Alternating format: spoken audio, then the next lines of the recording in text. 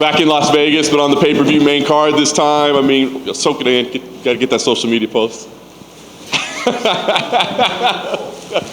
That one is for the personal use only. All right. But back in Las Vegas, pay-per-view main card. I mean, does this feel like a big moment in your career? Well, I mean, finally I got that main card. Well, I guess it was by a default. It wasn't like something had to happen, but like I was like, are they really doing this? I think it was an inside joke for the UFC after a while. I was like, come on, why are you guys doing this? I've put up 3 amazing performances, still on the undercard, but here I am. The universe works the way it should. The plan has already been written, and here I am on the main card of this massive final pay-per-view event. How amazing to be at T-Mobile.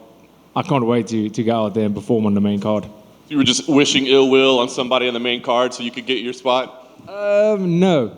Good fortune on myself, no ill will on somebody else's spot. How it works out, that's not up to me. But obviously joking, but seriously, were you kind of a little bit like, why are they not putting me on main cards? Like you said, you were turning in great performances. Yeah, but I mean, I'm a very optimistic guy, so I just told myself they need to sell these prelims as well, so that's why they keep me on there. Nice. What do you think about the matchup when they announced Darren Till? Obviously a big name in the sport.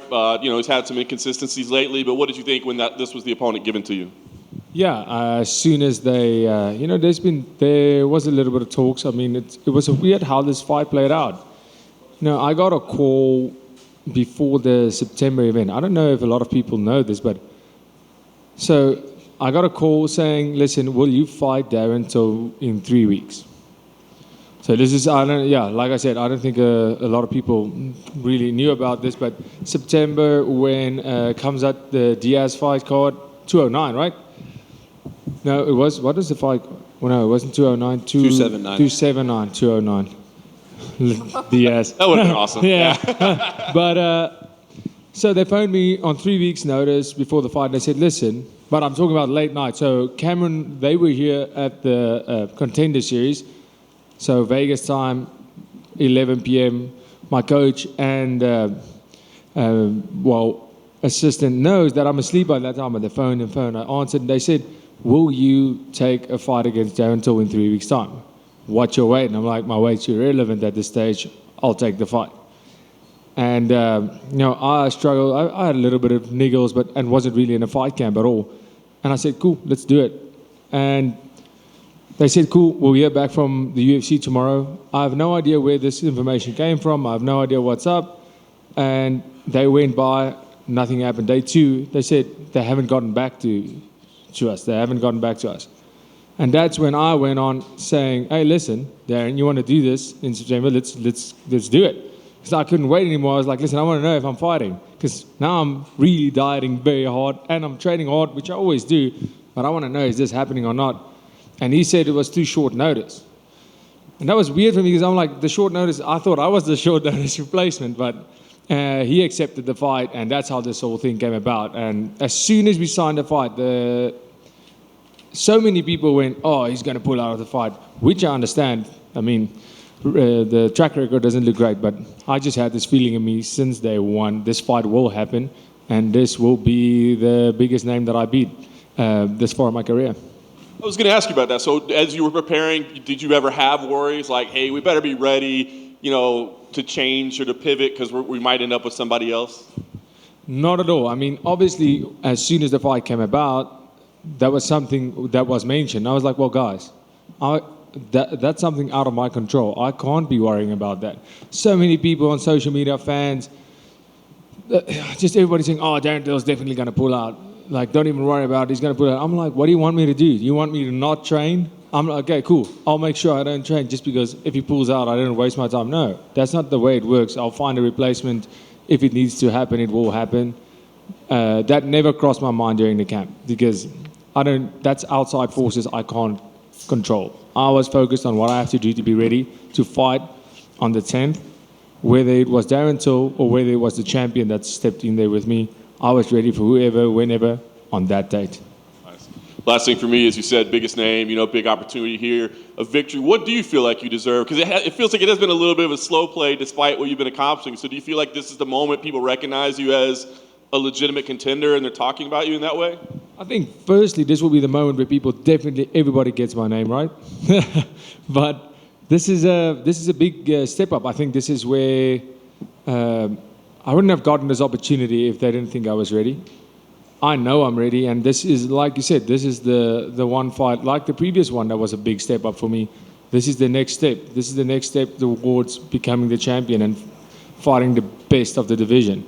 Darren Till being one of the best, being absent for a while, not at his best of performance, but it's still Darren Till, and we've seen him show up and being one of the best fighters in the world and showing up and being one of the worst. I prepped for the best Darren Till we've ever seen. I've prepped for a Darren Till that would beat the best Darren Till we've seen before. And this fight will prove that I'm not only ready, but I'm something to be worried about when it comes to the top dogs of the division. Dricus in front, right here. How do people pronounce your name wrong? What are they saying? Well, Dricus Du Plessis, Dricus, like people are butchering it, but I have to say, I'm sorry, American media butchers it. Like when I fought in Europe, there was no problem at all. But it's Dricus Du Plessis. That's the name. But it's gotten a whole lot better. It's gotten a whole lot better since the first fight, because that was crazy. But now people are getting it much better. But I believe after this, there will be no mistakes made no more. In Darren's last fight against Derek Brunson, it came out that he had fought that fight with like a torn ACL or something like that. Is there any fear that he's pushing himself into this camp also with like a serious injury too like that? Because he didn't pull out with that. Well, that's his problem, to be honest.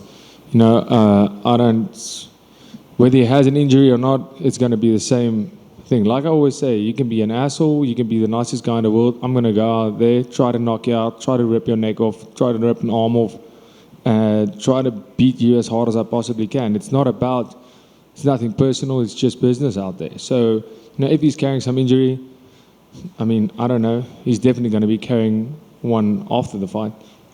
That's cool. And there's obviously been a bit of a shakeup at the top of your division. You have a new champion. Khamzat might even come up. He's talking about that. Alex Pereira said he'd fight Khamzat at 205 in Brazil. So what do you make of the new champion and all of this new addition at the top? If Khamzat is such a badass, I'll fight anyone, every time, any weight. Why didn't he just fight the champ at 205? You know what I'm saying? So, that's a big relevance game that he's playing, even though he is a very relevant guy in the UFC at the moment. He's not going to get a title shot. Well, he shouldn't. If that's what the company decides, it is what it is. That's not my concern. I said it. What happens at the top right now, at the titles, that's not my concern. I'll worry about that when I get there.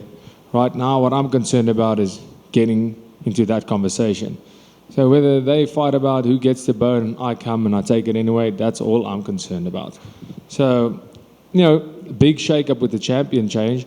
That was one of those fights where I always have a prediction on fights. It's tough, and there's tough fights to call, but with this fight, it was one of those fights where I had pros and cons for both guys, and it was so back and forth. Even me and my friends, me and the team spoke, and it was really one of those special MMA fights where you just had to wait and see what happens. Because it was like, is this going to be a classic striker versus striker that ends up in a grappling and wrestling match? And we almost saw that. But they did such a great job in that fight. Izzy was forced to fight a fight that he hasn't fought in a very, very long time. He was almost laying back just defending his belt for quite a while. And this fight almost had him step out of his comfort zone. He had to step out of his comfort zone because Alex wasn't afraid to go forward and wasn't afraid of his striking. And with Alex, he was forced to wrestle a guy that's not a wrestler or a grappler. And, both of them showed. Alex got that beautiful takedown on Izzy that Robert Whittaker couldn't get on Izzy. That, the top, Yoel Romero couldn't get on Izzy. That some of the best wrestlers we consider the best wrestlers in the division couldn't get it.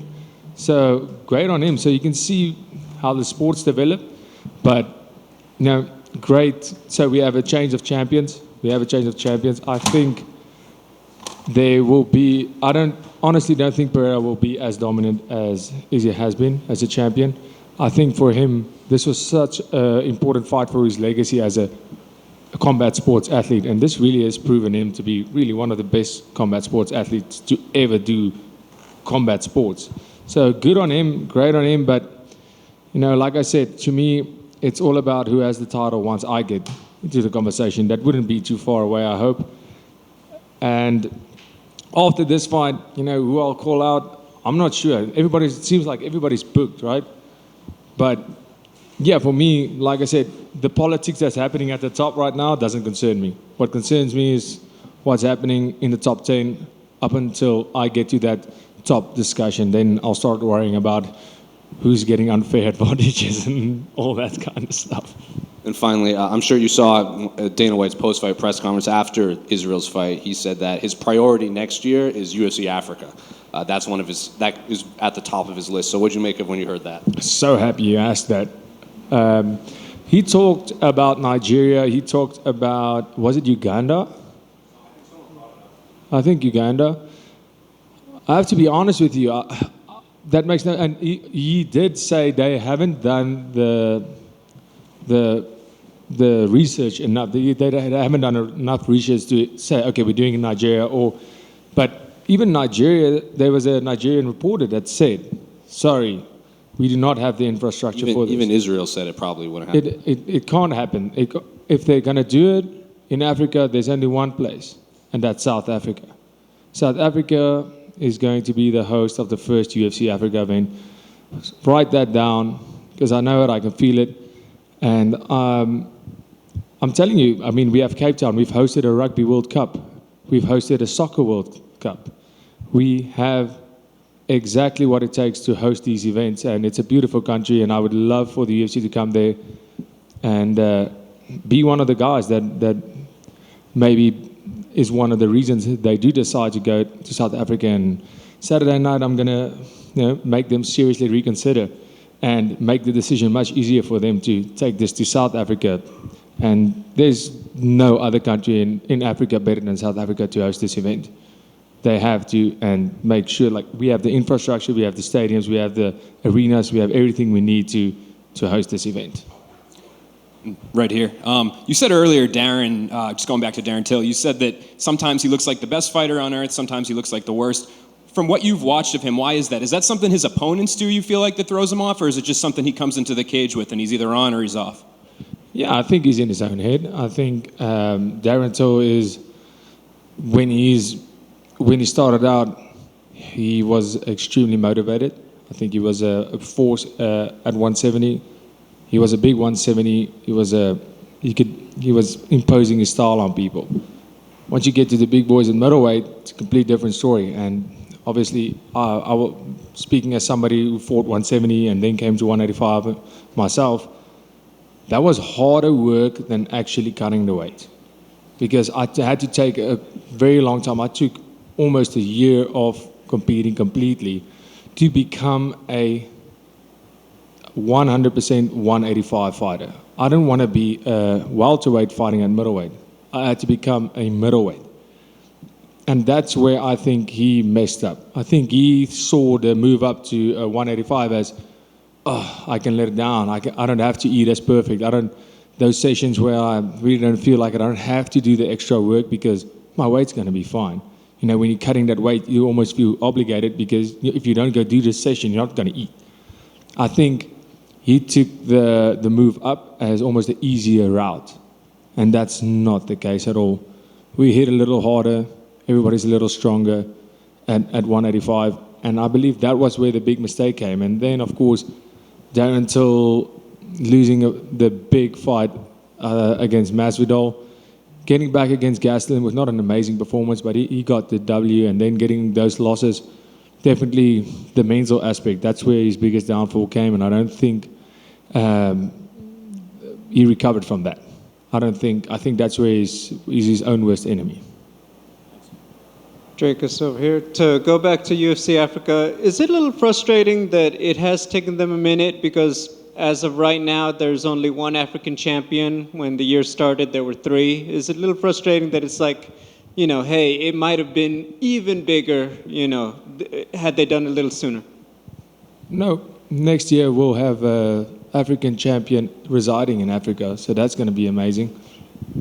Thank you. Hey, Dricus. One of the young athletes to kind of make an impression this year in MMA is Cameron Simon. I was just wondering if you had any insights that you could share with us on him. Yeah, I wasn't surprised at all. he went out there and he did what he does. I mean, the kid's he's amazing. I trained with him. So how our relationship started, he was 13, turning 14. I was 20, turning 21. When we first met, he walked into the gym. We weren't really a commercial gym at all then, CIT. And he wanted to train, and I said, but there was some circumstance. He said, cool, he wants some private lessons, but he wants to train with me specifically. And I said, cool, I'll do an hour twice a week. And it was almost like, after recover, I didn't want to give this session. And after the first day, giving him some instructions, I could see this guy, like, he did what he had to. He went home and he worked on it second. And then we started prepping for, I started coaching him. After like 2 months, we started prepping for the national championship, K1 kickboxing national championships. Got second place the year after that. So now he's 15 years old. He got first place. And at 16, you're allowed to legally fight amateur MMA in South Africa. And we started prepping for his first fight. He went 6-0. Then he went over to seniors at 18, became a champ there, and then we moved him up to the pro team, where he trained. Now he's not only, I'm not coaching him, now we are training partners. And he's always been like, this was his dream. He was, that's why I saw him. I saw a lot of myself in him, that nothing else in the world really mattered than becoming a champion in MMA. The same with me. That is my life goal. That is my life's purpose. And the same with him. And now we are friends and training partners. We still have a mentor and student relationship in a way, but not in MMA anymore, more in life, because I'm a little bit older. But now we are more friends than anything else. But this guy is amazing. He's putting in the work. You saw for yourself, the boss man, Dana saw it. He's an amazing fighter, and I think we're in for a big treat for what his career holds, and I think he's going to do amazing things. I know he's going to do amazing things come Saturday night. I know it.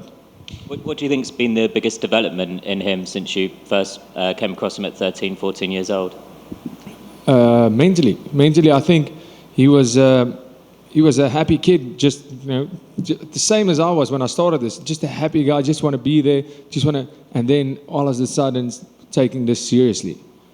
Realizing it's not only fun and games, it's not all sunshine and rainbows. There's a lot of sacrifice. And now that he's a little bit older, now he's turning 22 years old, he's even experienced some of these sacrifices, losing people close to you, losing friends, losing your comfort zone, because you're missing stuff because you have to make those sacrifices to be in the UFC. And he got his opportunity, and he made the sacrifices, and that will pay off. That's how it works. You get out what you put in, and he's putting everything in there. Dana White called him the future. Do you kind of agree with that? Like, how high is his ceiling? Yeah, absolutely. I mean, the guy's he's turning 22 in a couple of days. I mean, he looked incredible. The big lights didn't bother him. He fought like we know he can fight on his first appearance in front of boss man Dana White. For everybody, that's a pinnacle in your career, is getting the shot to fight in front of the biggest promotion, fighting for a contract. He thrived under pressure, and that's a big thing, is being able to have that BMT, that big match temperament, showing up when you have to, and he obviously has that. So, as far as his ceiling is, I mean, being a 2-division champion, maybe even 3, I don't know. Thanks, Dricus. That's it. Thank you so much, guys. Appreciate it.